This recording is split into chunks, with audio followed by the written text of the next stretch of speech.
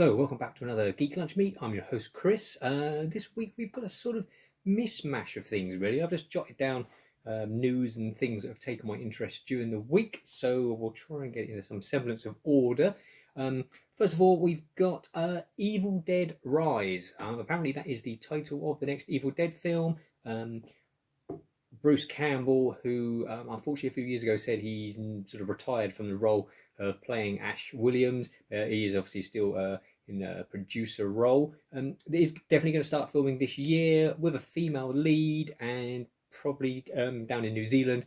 Their pandemic rules are a lot looser, where they've managed to keep a more of a tight lid on the coronavirus. So it makes perfect sense to film down there. He didn't give much more details. Hopefully they stick with the sort of horror comedy vibe rather than the version that came out a few years ago that was just called Evil Dead again, which had the female lead back in the cabin, which obviously took it in a much more sort of serious horror route. If they can go the Army of Darkness and like the Ash versus Evil Dead TV show, that I think for me, I think that'll be the way to go. This makes it a bit different than all the other any other sort of zombie sort of based horror out there. So Evil Dead Rise is the title of that. So that is going to start. That's going to start filming this year. Also this week, the trailer dropped for Godzilla Singular Point, which I will put a link to down below. It's the new Godzilla anime series coming to Netflix, I assume later this year. I don't think there was a date, but best of all for me, it featured this chap, a sort of version of Jaguar.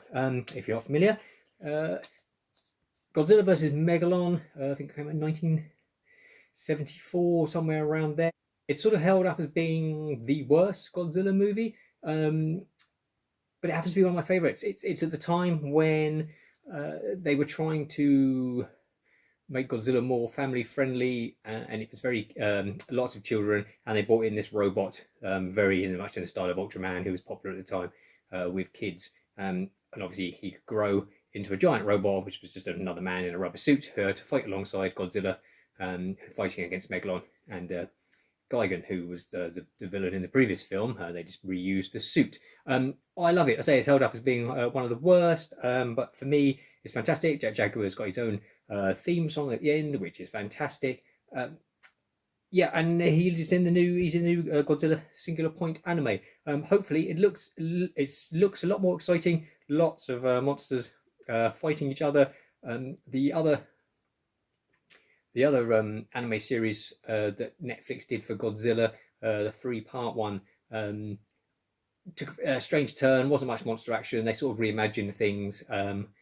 It didn't do it for me, but yeah, Godzilla Singular Point looks fantastic. And the addition of Jaguar just is the icing on the cake. So that'll be coming out later this year, hopefully. So that is definitely one to watch. Also dropped this week was a teaser trailer for a film called Oxygen. Again, I'll put a link in below. Again, that's coming to Netflix on May the 12th.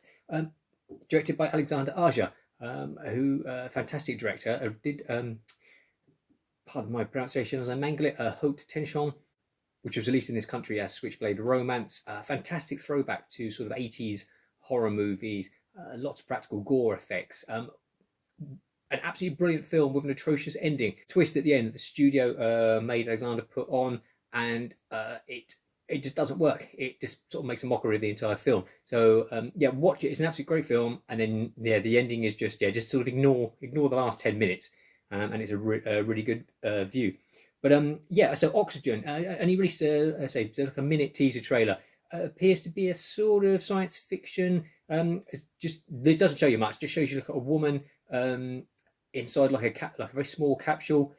She appears to have no memory of how she got there, and the oxygen level is depleting rapidly. That's all you really get. So it looks a bit like a cross between Cube, the old science fiction film by Vincenzo Natali, and also mixed with Buried with Ryan Reynolds. The whole film where the whole thing is just Ryan Reynolds in a coffin, which is very well done, even though it's literally just him lying in a coffin. So it may, whether or not it then opens out into something else, I don't know. But yeah, that looks also interesting. So it's May the 12th on Netflix. Some words I never thought I'd say together. Mike Patton from Face No More singing the Ninja Turtles theme. I'll put a link to this as well below. Have a listen. I love Faith No More, and it's for a new computer game that's coming out, Ninja Turtle Shredder's Revenge, I think it's called. And so Mike Patton has done the theme tune for it. So it's a sort of side-scrolling 4-player retro throwback game. Looks very similar to the Turtles games that we used to play in the arcade. Yeah, that's coming out. No release date on that, but yeah, check out the video for some fantastic Mike Patton Ninja Turtle goodness. Something particularly geeky this week as well. The Daily Jaws reported. They're a fantastic website if you're a Jaws fan. Always got news on there. They've reported on this. And that, of course, is a Jaws hot dog in a sort of shark bun. It's going to be available only at the Universal Studios park in Osaka in Japan. The Japanese get all the best stuff. It's also the only place where the actual Jaws ride is still up and running. The one in Orlando was removed to put the Harry Potter Wizarding World park in. Yeah, just what a fantastically geeky thing that you'll be able to get. Should you find yourself lucky enough to be in Japan, visit Universal Studios. Also this week, Netflix dropped the trailer for season 3 of Jurassic World Camp Cretaceous, which is their animated show set. The first season was actually set during the Jurassic World movie, and it's sort of carried on from there with some kids stuck on the island after everyone has evacuated. And anyone who watched last season will know that it looks like some new giant dinosaur is about to be released from cryogenic freezing or something like that. No doubt to terrorize the kids on the island. That hits Netflix on May the 21st. They're churning them out pretty quickly. Season 2, I think, only come out at the beginning of this year.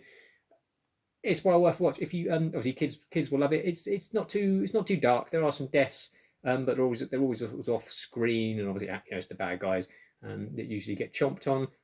But yeah, or if you're a Jurassic Park fan like me, that one's well worth a watch too. Of course, next Friday is the Falcon and Winter Soldier hits Disney Plus. So yeah, really looking forward to that. That looks fantastic from the sort of trailers and the bits and pieces they've shown. Lots of action, lots of sort of looks like a good dynamic between Falcon and the Winter Soldier, and carrying on their sort of camaraderie and the banter between them from the films. So yeah, that is next Friday. That was one definitely not to miss. And then finally on this quick update, a sort of bizarre bit of news really. It looks like at the end of this weekend, Avengers Endgame would have lost its box office crown as Avatar overtakes it again. Strangely, for some reason, not sure why, Avatar has been re-released in China at the cinemas this week. And it was only about 8 million behind Avengers Endgame, which 2.79 billion Endgame had taken. So Avatar was only just behind that, and I think they said it took about $3.5 million yesterday. And by the end of this weekend, by the time you're watching this, chances are it's probably has overtaken Endgame and is back reigning over the box office again. I don't know whether that's just been done. It's strange because it's not. I mean, obviously Avatar was released by Fox, which is now part of Disney, so it's not even like a studio re-releasing the film just to get the kudos of taking back the box office crown, because both the franchises are now owned by Disney. So and then obviously Avatar 2 finally apparently hits cinemas next year at Christmas. Maybe it's to work on promotion for that. Who knows? Yeah, that's it for me. Just a quick update this week. No reviews, not really had a chance to watch much this week at all. Hopefully next week we'll talk about Falcon and Winter Soldier. Definitely see how that first episode pans out. So yeah, until then, take care and eat, geek, and be merry.